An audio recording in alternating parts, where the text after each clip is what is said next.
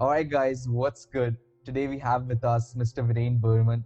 First of all, sir, even before I begin, it's an honor to have you on the podcast for the podcast series, and it's a true pleasure to be talking to you, sir.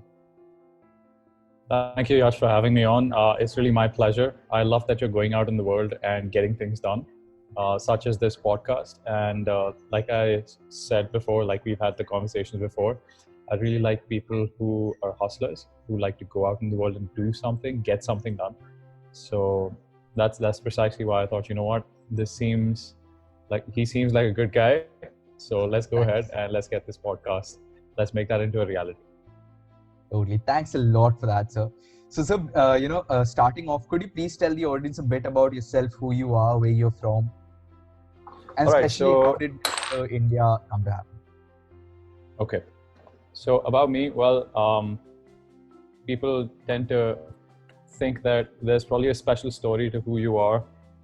That's not the case for me. I'm just a regular guy, and just like everybody else, I like staying healthy. I like exploring different aspects of life, and one of those aspects was training and nutrition. So I got into training and nutrition early on. About 6 years back, I started my career in training and nutrition. I became a personal coach, and then I got different sort of certifications, strength and conditioning, nutrition, etc. And one fine day, I think my dad saw an advertisement in the papers, and it said, "Mr. India, apply today." And so he told me about it, and I said, "No, man, I'm not gonna go for Mr. India. I don't know what it is. It's not for me. Like, why would I go waste my time?" But inside my head, I was thinking, "Man, I'm gonna go there. I'm gonna make a fool of myself. I'm not gonna win. So forget about it. Why go into something you're not gonna win, right? You know you don't have a chance." But then he said, "You know what? Try it out. Think about it." A few days passed by, and it was the day of the audition. And then he told me, "Viren, it's today. What do you have to lose? Just go, show up, and just try out. What's the harm?" And I said, "You know what? Fine. Let me just go try it out." And I show up without any information, all right? I didn't even read the advertisement properly. I just read location, Mr. India audition, let's go. I said, forget about it, let's go. I show up, and the first round was basically you had to stand in your swimming trunks in front of the judges, and they would gauge, okay, what sort of a physique do you have? That's like the first round of clearance, and then you move on to the next and the next. And I didn't have any trunks because I didn't know about the competition, right? So I literally stripped down to my underwear, believe it or not.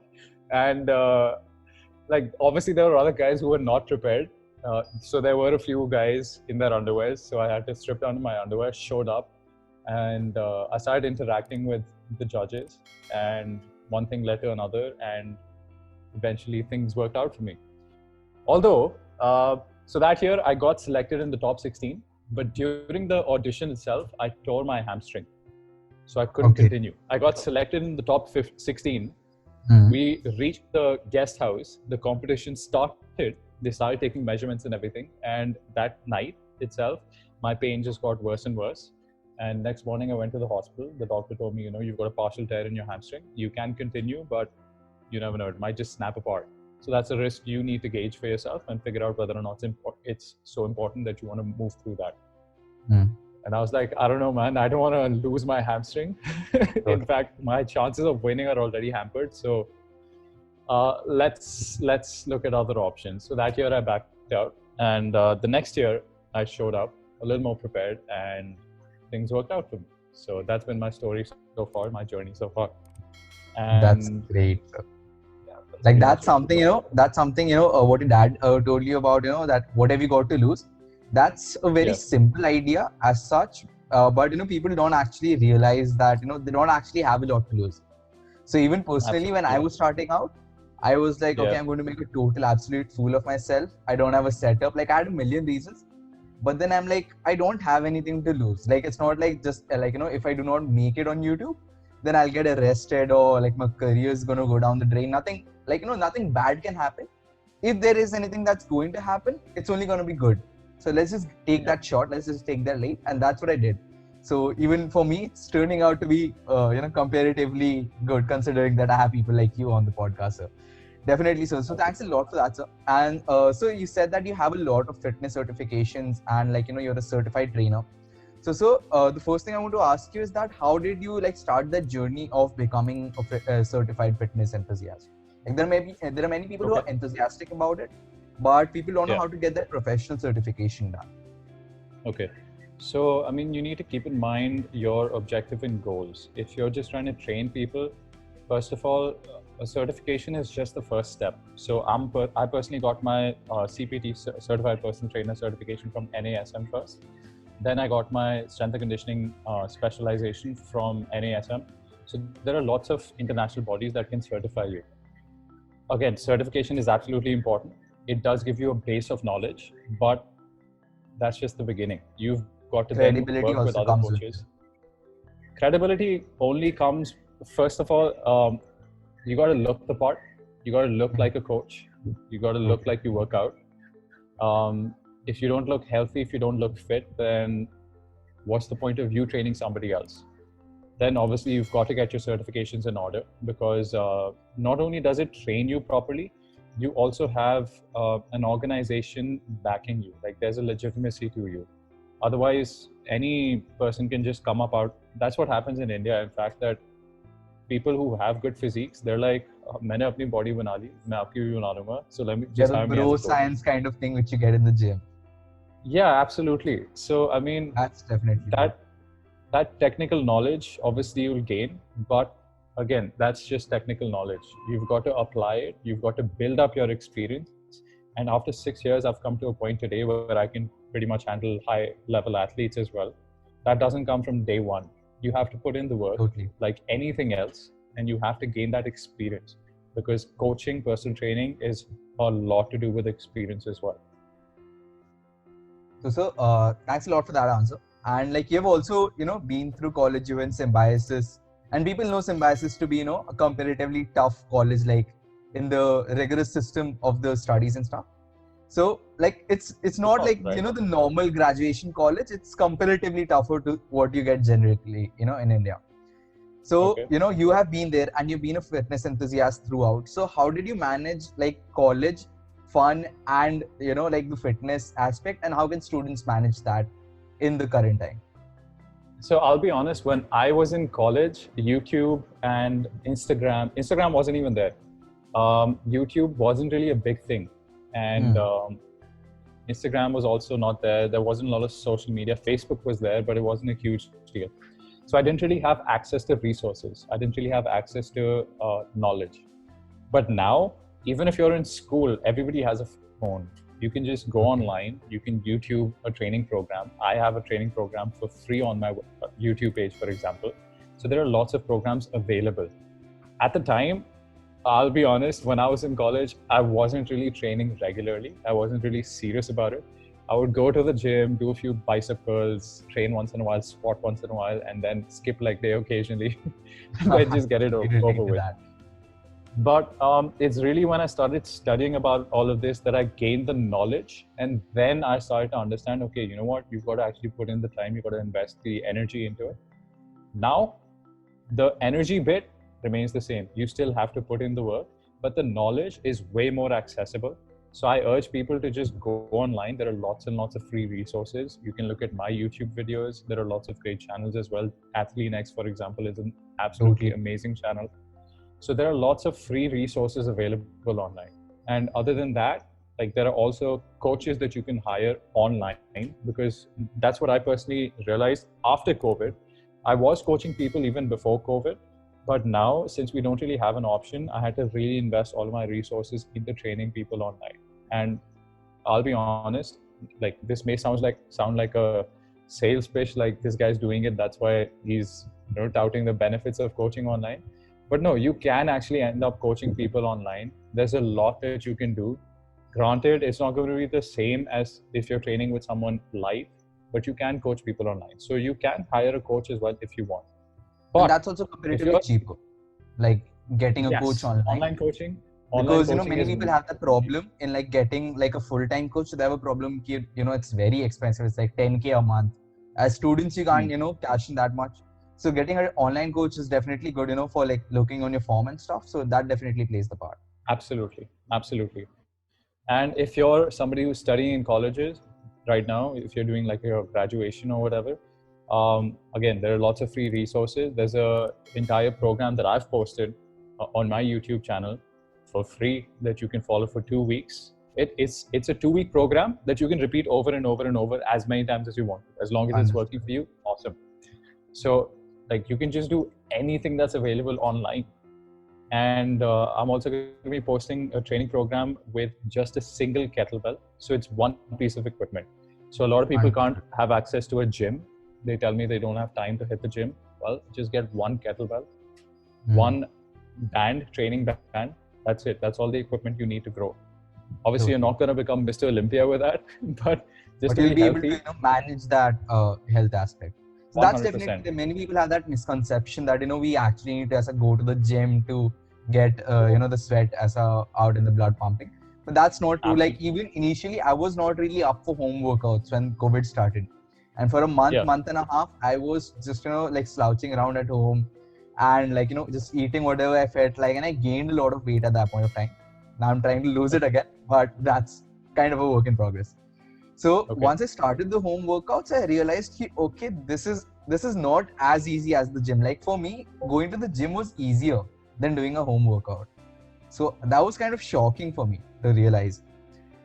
Absolutely. And so could you like throw light on the topic that there are many students who feel that we are in our college life right now. So we can drink, we can binge, and like we can do as a hash and pod, and we can still be okay. So what is your take on that? My take is that it's very, very normal to do all of this in college, right? Like go out, drink with your friends, have a good time on the weekend, smoke pot if you want to. It's very, very normal. And normal is just a synonym for average. So if you want to be average, you want to be normal, go ahead, do it. Nobody's stopping you. It's your life. That's awesome. But if you want to be better than normal, if you want to be better than average, you got to put in the work.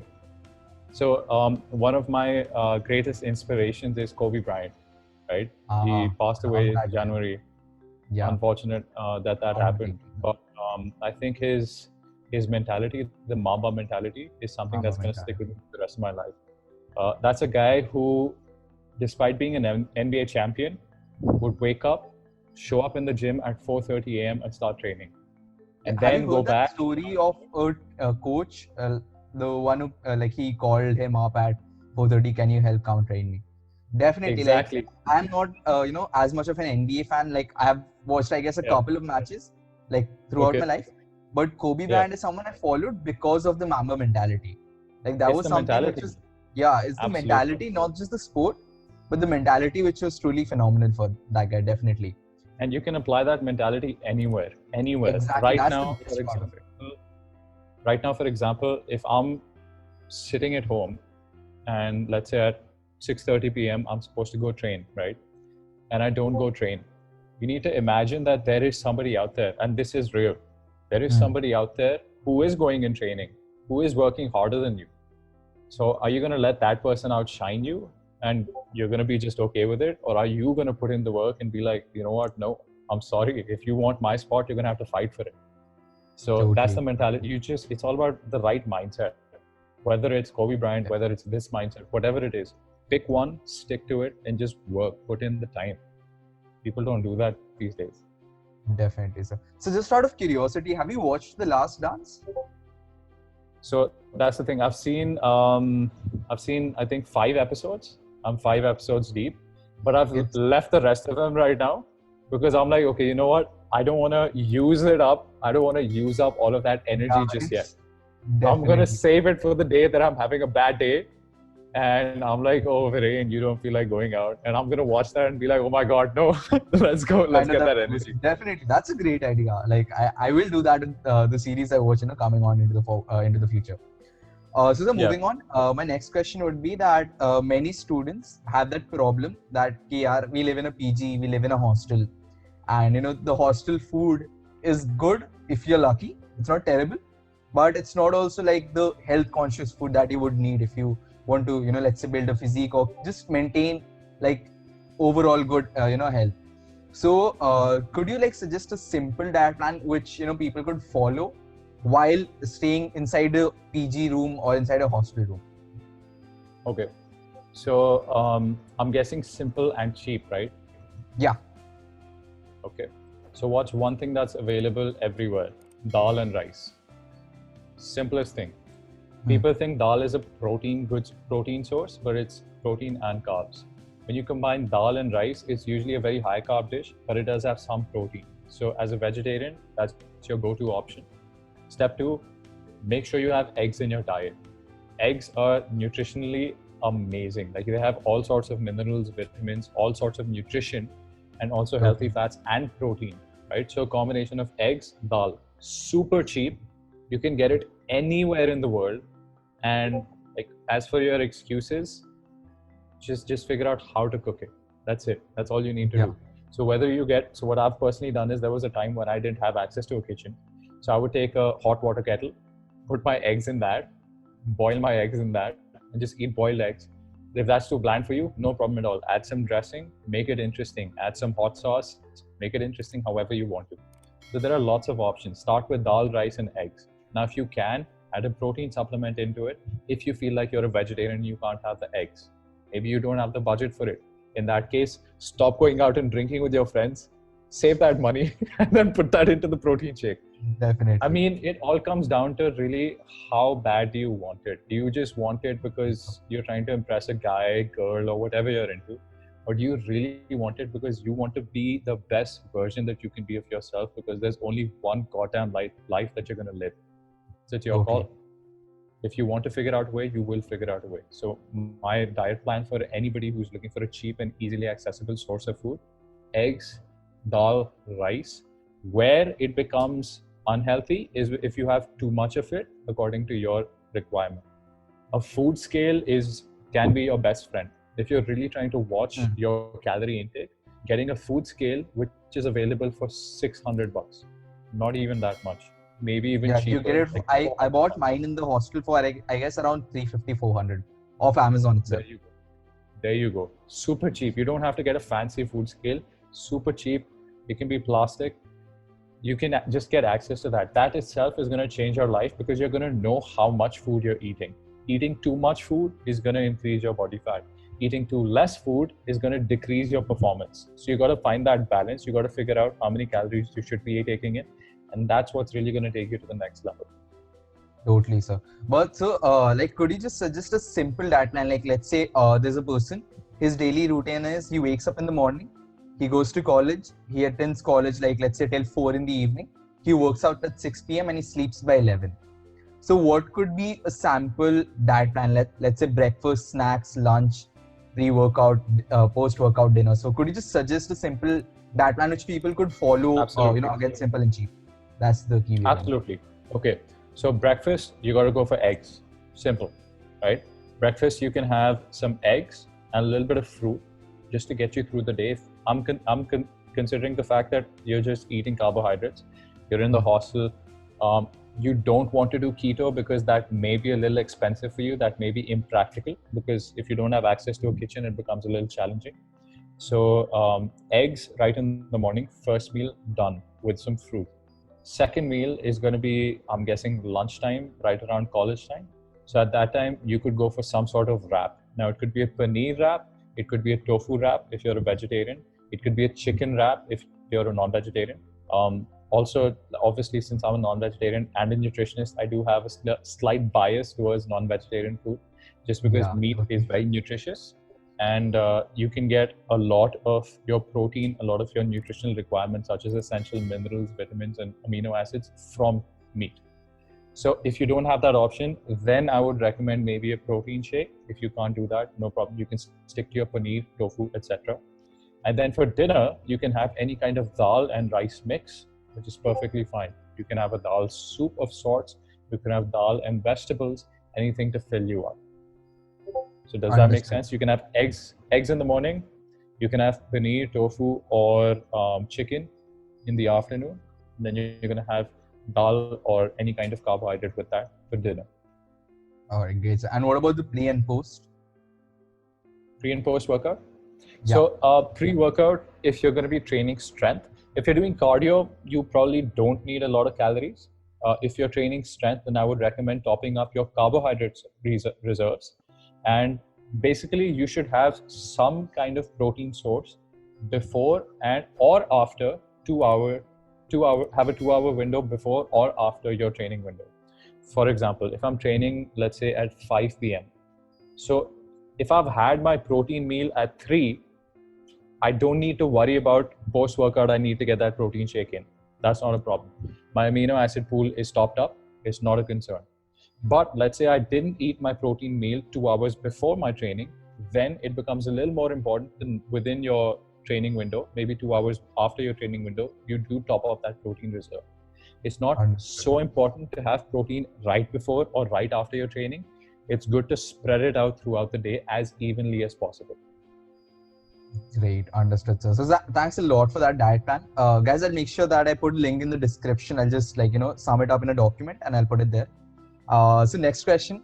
There are many people, who are again having that issue that we don't have any, workout equipment with us right now. So what kind of a workout can people follow right now? And the second question with relation to this one would be that there are many people who are in college, and like in college, especially with the assignments and all the requirements of the college life, people have that problem that you can't work out daily. So you might miss some days just like randomly. Maybe like you do back biceps on Monday, chest triceps on Tuesday, and like you do legs and abs on Wednesday, and you repeat this for the coming 3 days. So let's say you miss on Tuesday, so you weren't able to get the chest triceps in. So should you do that on Wednesday, or should you just skip that and like continue with it as if you did not skip it? So like, how should people do that? All right. So you've asked me 2 questions. So I'm going to answer the first question first. Basically, if you don't have access to equipment, how do you train? You can do pretty much any exercise without any equipment. In fact, like I said, the program that I've posted on my YouTube channel is an entire full body program without any equipment. Training your back is the only one that's a little challenging. And for that, all you need to do is take a bag, fill that bag up with books, and then just lift that bag. Use that as a dumbbell. You can find creative ways to challenge your body, to make weights out of nothing, right? There's always an option. Again, all of these resources are available on my social media. Apart from that, the second question is that if you've skipped one day, or if you don't have the time, how do you then compensate for that? So when it comes to strength and conditioning, there's a concept called minimum effective volume, MEV. Then there's another concept called maximum recoverable volume. Volume is defined as the number of challenging sets that you're doing per body part. Let's say if you're doing biceps, 3 sets of biceps, right, for bicep curls, and 3 sets of biceps for hammer curls. So you've done 6 sets of biceps in one workout, right? So that's your total volume. Now, let's say in 1 week, your minimum effective volume is how many sets you need to do per week, per body part for it to grow. That number is usually between 8 to 10 reps. So let's say if you're training chest, if you've trained your chest for 10 sets total per week, you're good, right?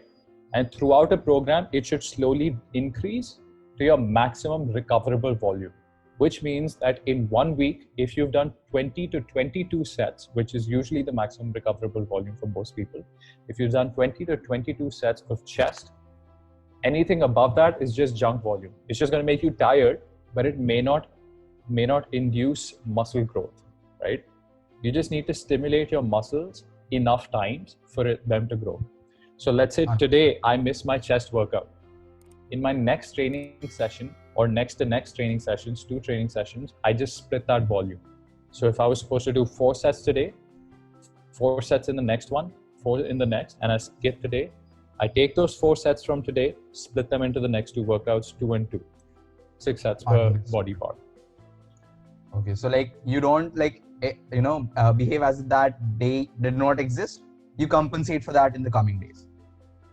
So let's be honest, we're talking about leg day today, right? This is leg day. Usually people tell me, okay, I didn't have time for leg day, so I'm just going to skip it. Well, you can you can make do for it in your next leg day, next training session. But Viren, what if I skip leg days in a row? Well, then in that case, there's something wrong with you. You're trying to figure out different ways to go around your training, and you should reassess your program. Definitely, sir. So one question with relation to leg days, that like this is just out of curiosity. Like many people, including me, face that problem. Like when we do legs, like the next day we genuinely cannot move. So why does that happen with most people? Like specifically in case of legs. Okay, so with any body part, if you're training today, next day you're feeling like, oh, something's not right. That's completely normal. That's encouraged. But let's say 2 days after, you're like, this isn't healing. This is only getting worse and worse and worse. That is a sign that you've overtrained, that you've put more volume, more weight, or more intensity than what you can handle.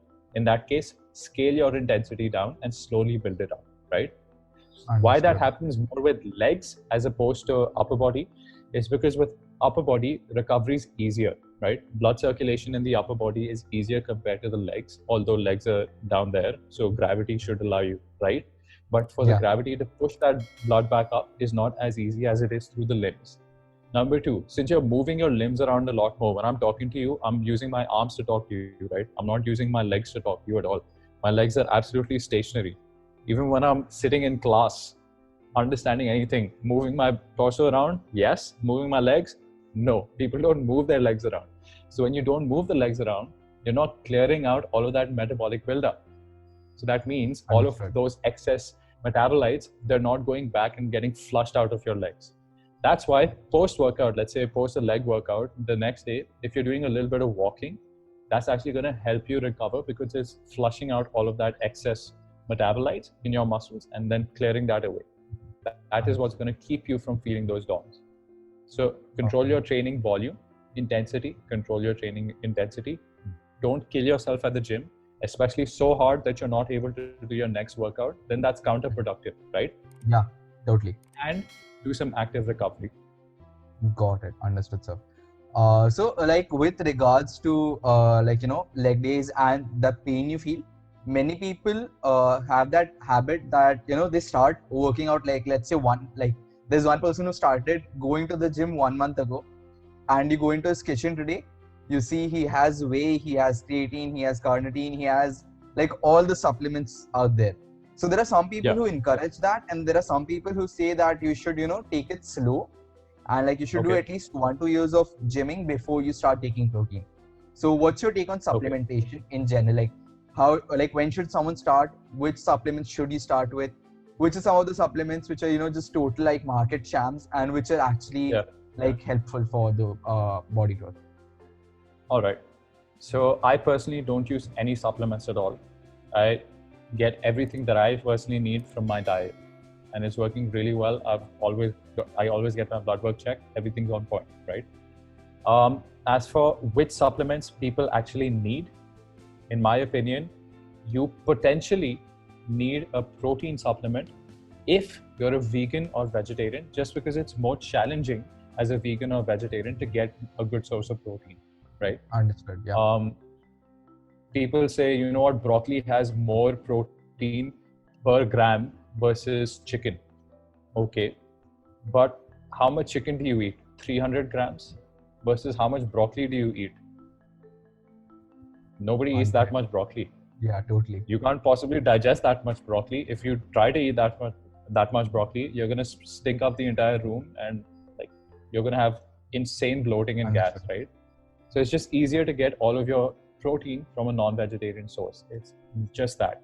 No emotional aspect to it. Simply talking logically, right? But if let's say you don't want to go for a protein supplement and you're a vegetarian, then you've got to really be careful with your calories. Secondly, a good supplement would be creatine. All creatine does is that it's going to top up your body naturally produces creatine. It has an X amount, let's say, stored at any given point of time. So let's say if you're doing a sprint or you're doing something explosive for maybe 8 to 12 seconds, you're going to use creatine as an energy source right? ATP. And then that's, if I'm yes. not wrong. Yes. So ATP is the currency. The process is through creatine breakdown, right? So creatine binds with the phosphorus molecule. So when it splits, that produces energy. When it rejoins, produces energy. Let's not dive into the science of it. But the idea is that the creatine stores, the more creatine you have, the more ATP you can produce immediately. So basically increasing your creatine reserves by taking a supplement is the goal. Does your body naturally have it? Yes. Will adding a supplement help? Yes. By how much? It could be the difference between, let's say if you're doing 4 reps of a deadlift with 100 kilos, maybe you could do that 5th rep. So in one training session, it's irrelevant. But over time, if you're doing that extra rep every single time, that can add up. So it's potentially a good supplement, but again, I personally don't use creatine just because I'm not into powerlifting as such. So that's Have not. you used any of the supplements before, like Yes. when you were actively like training a lot? So I'm actually training more actively right now than I was before. Okay, wow. I think, yeah, I'm doing 2-a-days these days. So if anyone needs supplements, it would be me. But again, a good nutritious diet can get you through anything, right? So creatine and protein are the only 2 supplements, in my opinion, that you should take. Should you wait 4 years? Absolutely not. Everybody needs protein every single day, right? Even if you're not training, you're not exercising, you're laying in bed all day, you still need a specific amount of protein. If you're not getting that through your food, then you use the supplement. But just because you're going to the gym doesn't mean you need the supplement.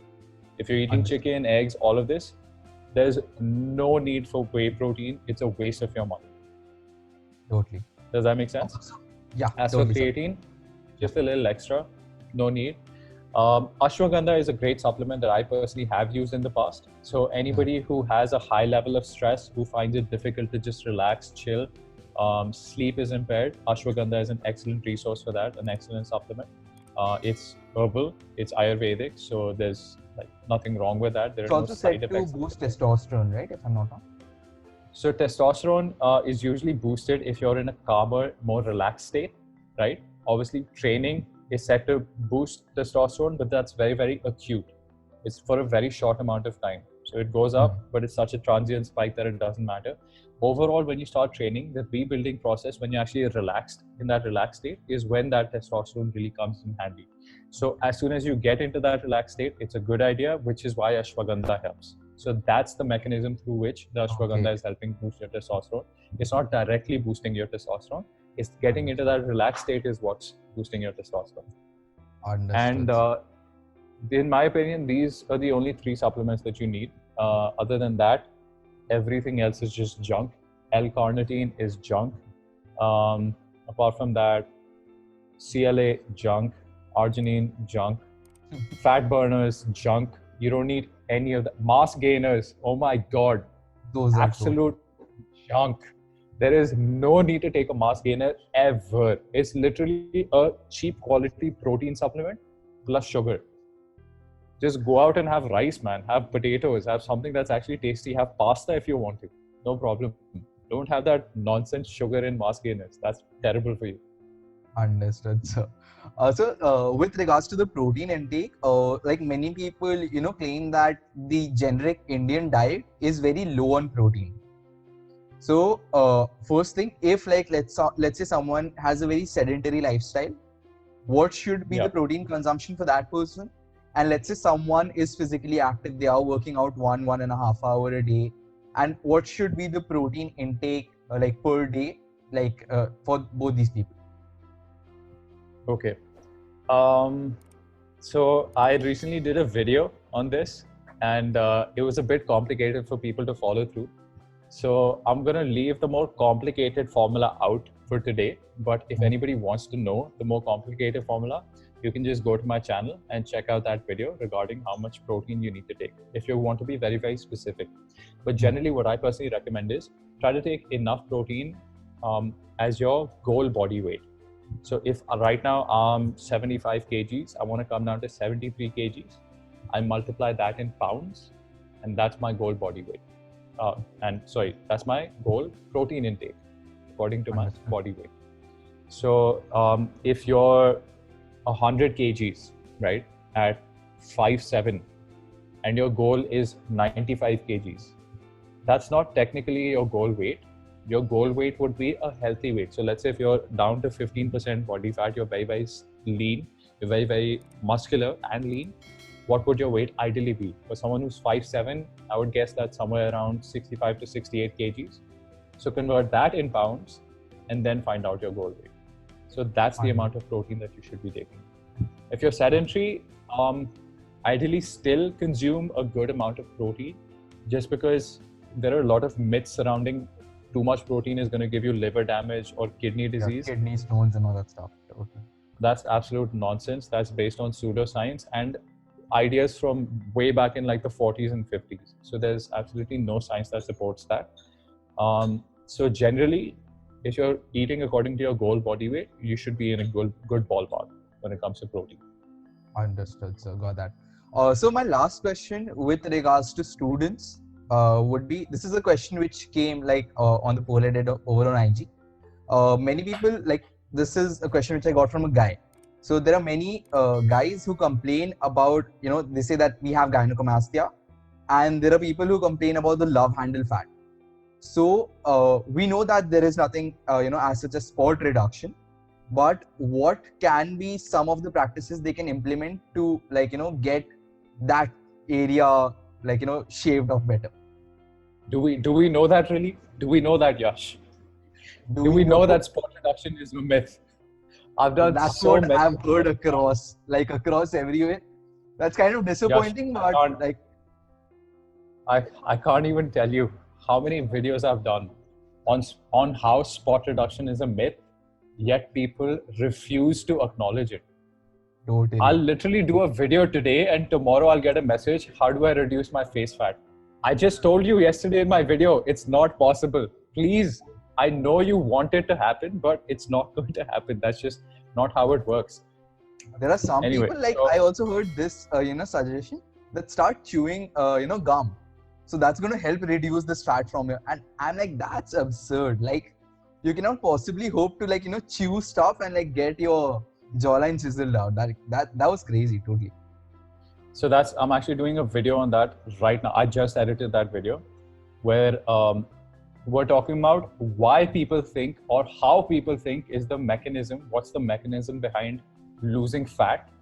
So some people think, if I just move my jaw, if I chew gum, the muscles are going to heat up and burn the fat. Okay, why don't you take a hot water bottle, stuff it on your face and just walk around with that? You lose body fat that way, right? No, because it's not happening. Some people say, oh, if you do crunches and squeeze the muscles, then you're also squeezing the fat and it's going to go away. Okay, if squeezing was how it works, take a clamp, put it on your abs, put clamps all over your abdomen, and let's see how that works out for you. It doesn't work. So there are lots of ways that people think spot reduction works. It does not work. It's just not possible. So as for gynecomastia, that's a completely separate issue, right? That's actually because of high estrogen levels. So either in that case, reduce your body fat or consult a doctor firstly. Or maybe it's possible that a lot of people who use anabolic steroids develop gynecomastia because they may not be using an aromatase inhibitor, which basically is the enzyme that converts testosterone into estrogen. So let's say if somebody is taking testosterone, exogenous testosterone, which is a steroid, right? And I hope we can openly talk about steroids. Definitely, not a problem. Not a problem at all. Okay. So if people are if you're listening to this podcast and you're using steroids, I'm not against it. If you want to use it, it's your life. But I would recommend that you consider the possibility of getting fit without it, because it's possible. 100% is possible. But if that's the route you want to take, no problem at all. That's your choice. So when you take a lot of testosterone, some of it gets converted into estrogen through an enzyme called aromatase. Okay. So there are aromatase blockers that you're supposed to be taking with the steroids.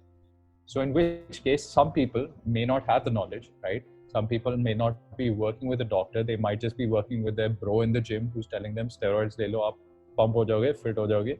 And then they don't talk about these aromatase inhibitors. Those people end up converting too much of the excess testosterone into estrogen and end up getting gynecomastia.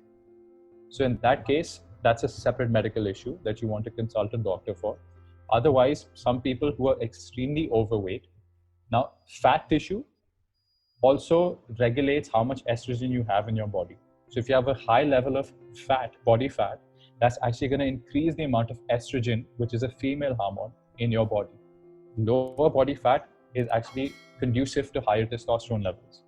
Very low body fat, like bodybuilders on stage kind of body fat, is not conducive to testosterone. That's going to completely sink your testosterone. So there's a very happy range. Anyway, so what's the ideal range for like someone who doesn't want to compete, but they just want to have that good physique for themselves and they want to remain healthy? So what's the ideal body fat percentage you should aim for?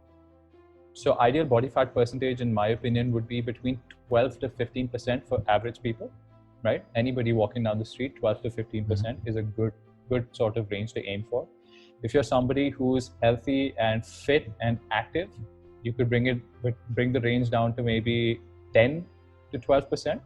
But if you're an athlete, and obviously it depends from sport to sport, an American football player who's a lineman, offensive lineman, can be even 20 to 25%. But for most athletes, a good range is anything between 8 to 12%. So what's your body fat percentage, if you don't mind me asking? No, that's fine. I think right now I'm somewhere around 10% body fat. But over the next month and a half, I'm going to be sort of pulling it down. So I'm in a maintenance phase right now. I slowly brought it down to 10, maintaining it for a while, and then I bring it down back to 8%. So that's going to be my final goal. And I'm sort of going to hopefully remain and maintain that. So let's see how that goes. Definitely. So yeah, when it comes to gynecomastia, it's a medical issue usually. So either you bring your body fat down, or if you're using exogenous testosterone, then definitely consult with your doctor. But just one more question with regard to gynac.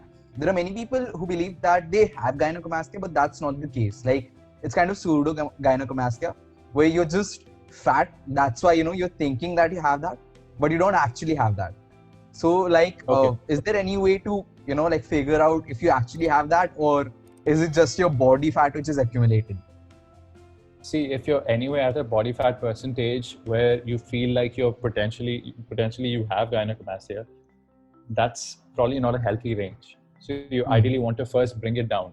And if you're bringing it down and it's not going away, there's still lumpy tissue there, that's just indicative of gynecomastia. So then you consult with a doctor, right? But usually when you're around sub 15%, that's not going to be an issue for you. If sub 15% you still have that issue, then you consult with a doctor. Got it. But if you're anyway concerned about that, you're obviously at a higher body fat percentage, right? So my idea would be burn off that excess fat before you get to the worrying phase. Understood, sir. So what about the love phase part? Because that's something like men and women across, everyone is like, yaar, ye kaise hatna hai isko? Yeah, so I mean, I'm 10% body fat right now, and I also have a little bit of fat there. Like that's the main area that's left to go, right? So obviously you have to be at a very low body fat percentage for it to be completely gone. So you're going to have to come to terms with living with it just a little bit, just a healthy little chunky amount, something that your spouse can hold on to, just a little bit is fine, right? But if you really want to bring that down, you've got to reduce your body fat overall.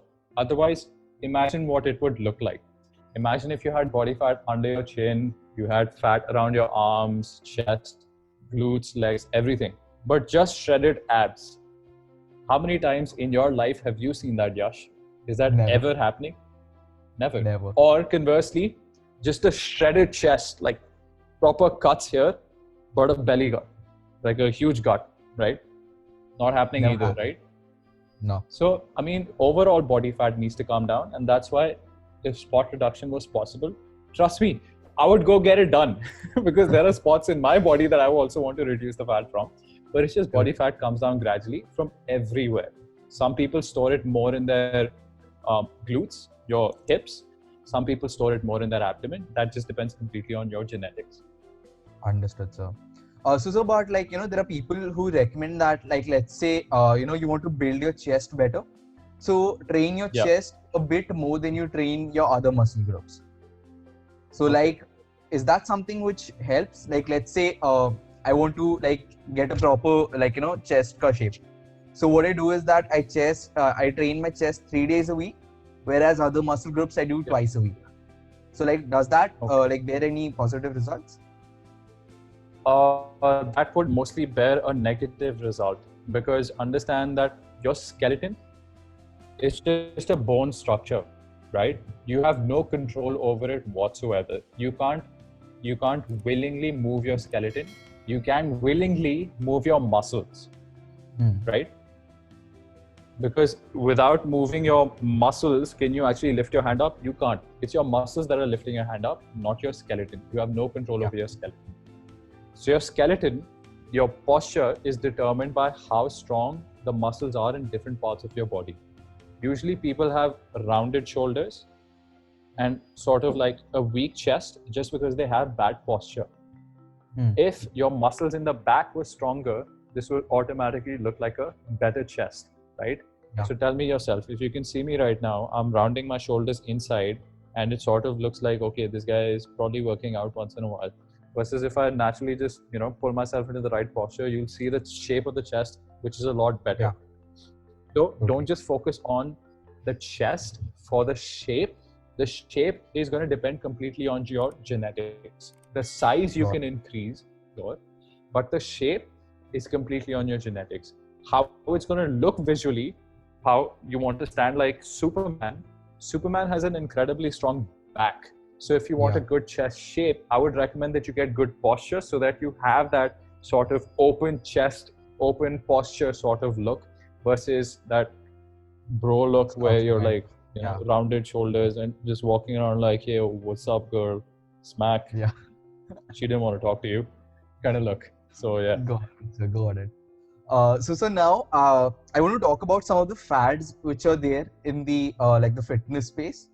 And the first one I would like to ask you right now is, what's your take on vegetarianism? Like, I know for a fact that you like love non-veg, even I do, but there are many people who like preach that a vegetarian diet is better. So what's your take on that? Okay, so let me just clear the air right now. I don't love non-veg. Like, I eat it because it's nutritious, right? There is nutrition value in non-vegetarian food. Do I enjoy eating it? Yes, absolutely. Do I have reward mechanisms built into my body? Yes, I do. When it comes to vegetarian diets, I would love to understand why people think that it's a superior diet. But in my opinion, there are a lot of, firstly, animal-based protein, animal-based nutrition is a lot more bioavailable for humans. So if I eat chicken, for example, I can absorb a lot more protein from the chicken versus if I was to eat quinoa, right? Quinoa, or let's say rajma. Rajma is considered a very good source of protein for vegetarians, right? So if I was to eat rajma versus chicken protein, I would probably absorb somewhere around 70 to 80% of the protein because it's highly bioavailable, which means my body has access to the nutrition. Rajma, tell me something. When was the last time you had rajma just like that? You didn't, right? Yeah, it's usually rajma chawal. Then you had to boil it and then eat it. Make sense? Yeah. Yash, I think I lost you there. Hello, can you hear me? Let's continue. Just give me a sec. Yeah, sure. Good to go. Yes, so we lost the connection there. Okay, so like I was saying, rajma, for example, you can't just have rajma like that. You have to first soak it, then you have to boil it, make sure it's very well boiled, and then you have to eat it. Why is that? Because plants naturally contain defense mechanisms. Plants don't want to be eaten either, right? That's why plants contain certain toxins, which are phytates, lectins, oxalates, different types of poisons, right? So if you ingest these plants raw, they have the potential to upset your stomach, or in some cases, depending on the dosage, even kill you, right? There are incidents of kids eating rajmas raw and dying, right? So when it comes to nutrition, strictly from an unemotional, logical perspective, animal protein is just better absorbed by the body versus vegetarian sources of protein. So when it comes to comparing the two, I think in this case, animal proteins are obviously more superior, right? Um, Understood. Apart from that, why a vegetarian diet is superior, I would love to understand somebody's perspective on that. But is the vegetarian diet bad? Not at all. You can live a very healthy life even on a vegetarian diet. It just becomes a little difficult. Let's say, for example, I do have clients who are on a vegan diet. So it just becomes a little difficult to sustain that. From a health perspective, from a nutrition perspective, it is in no way, as a performance perspective, it's in no way a superior diet to any other. Actually, it's rather inferior because you do have to supplement a lot of times. You have to supplement with B12, you have to supplement with vitamin D, you have to supplement with all sorts of different proteins. So why would you need to supplement a diet that's superior? Understood. You don't, right? Because Got it. if you're supplementing, that's by definition not a superior diet. So Understood. I'm not saying vegetarian diet cannot be done. It's not a good diet.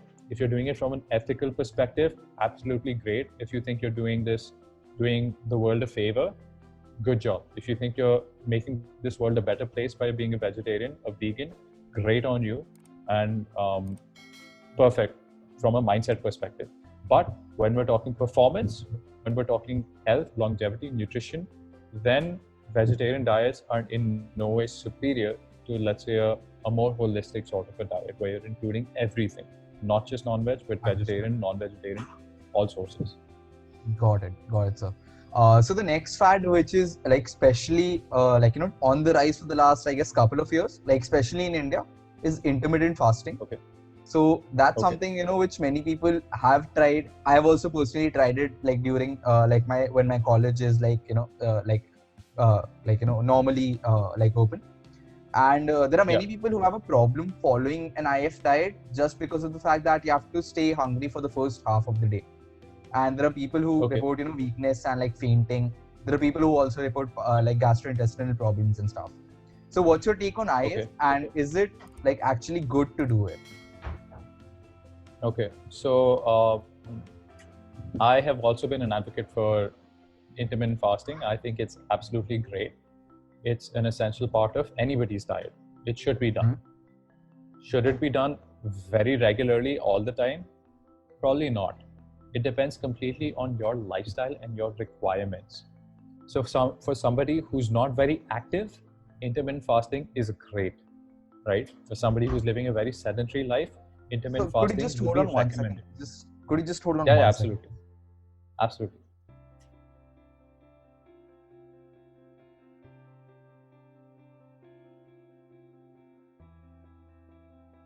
Yeah, sir. Sorry for that.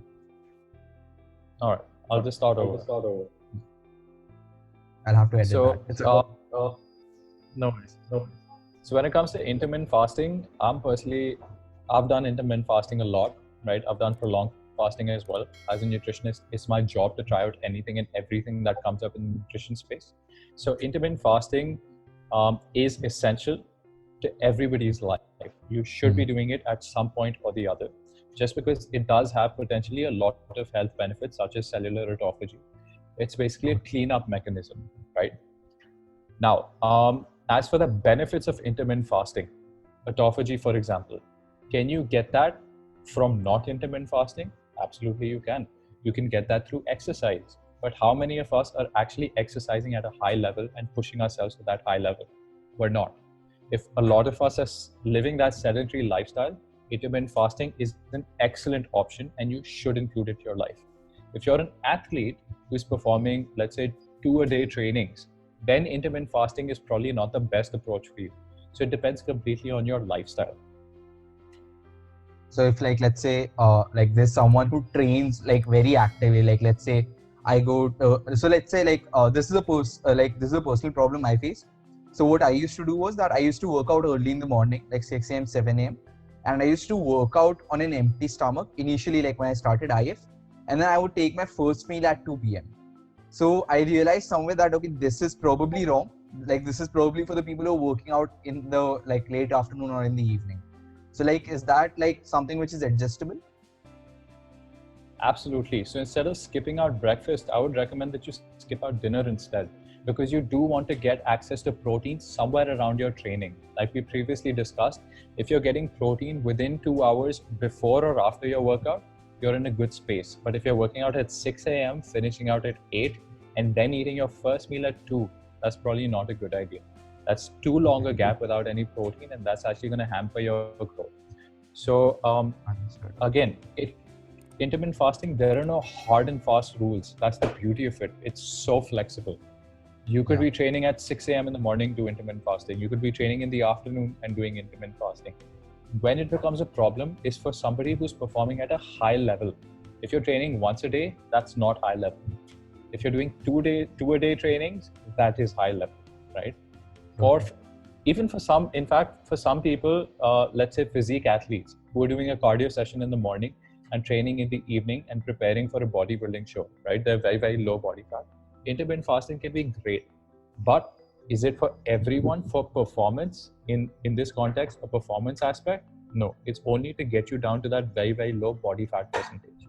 So yes, intermittent fasting is a good tool, but that shouldn't be the only thing that you do in life. Your life shouldn't revolve around intermittent fasting. Does that make sense? Yeah, totally. So like you should like make it a part of your life, but don't like follow it totally hard and fast kind of thing. Yeah, just figure out what type is nice for you, what type works for you. So it could be once a week, it could be twice a week, it could be daily. It's different for different people. Got it, sir. Got it. So last question for the podcast interview. There are many people, you're around the ideal age for, according to Indian aunties, the marriage wala age. So there are many people you would have seen this in your friend circle, I'm pretty sure, that, people like right before their marriage, they go on that extreme cut to, get in shape for their marriage.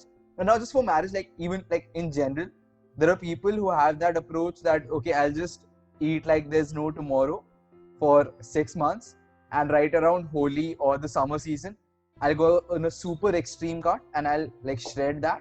And then once I'm done with whatever the reason was for which I shredded, I'll again like go back to like eating like, totally haphazardly.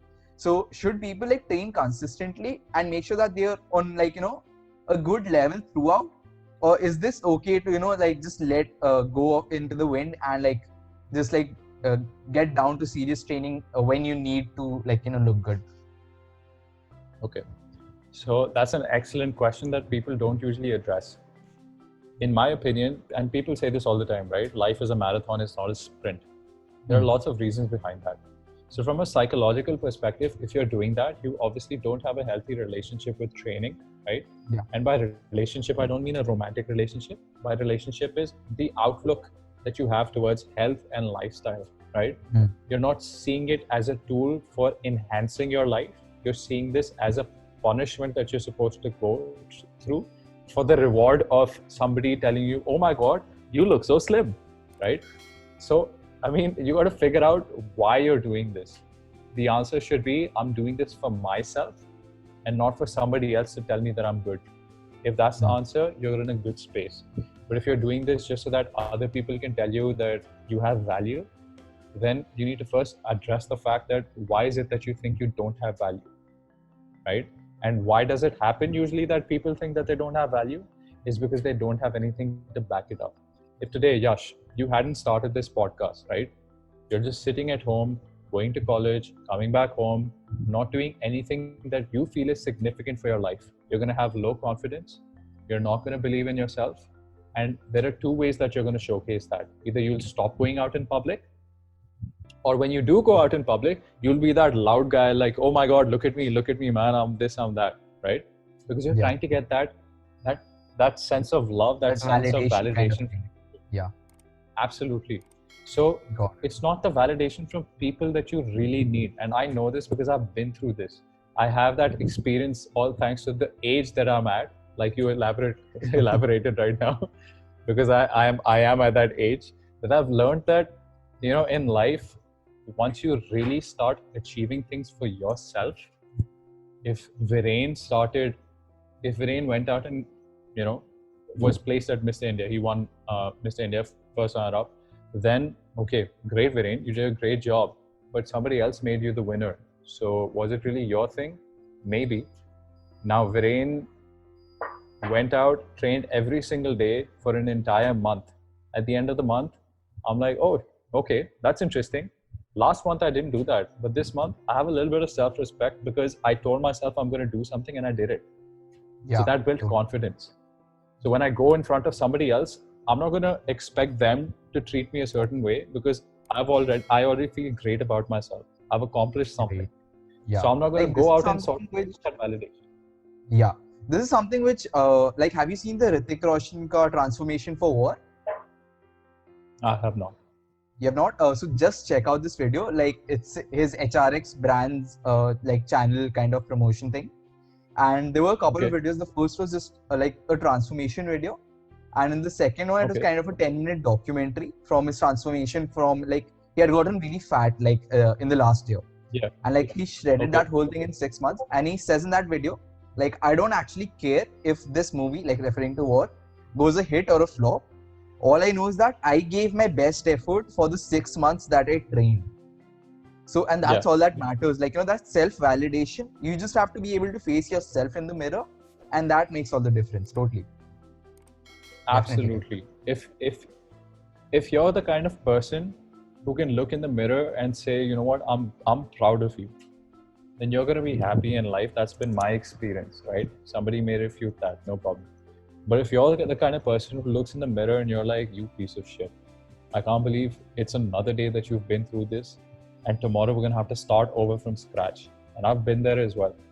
Then, well, you don't have that confidence, and you go out and try to look for that confidence through other people, by other people telling you that, oh, great job, you know what, we love you, great job. You gotta learn to love yourself. You gotta respect for yourself, but you've got to earn that. It doesn't just come. Yeah. And I mean, we've gone through a lot of, we've gone around the bushes.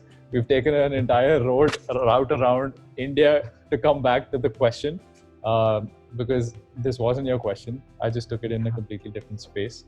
So the question was really, I forgot the question, man.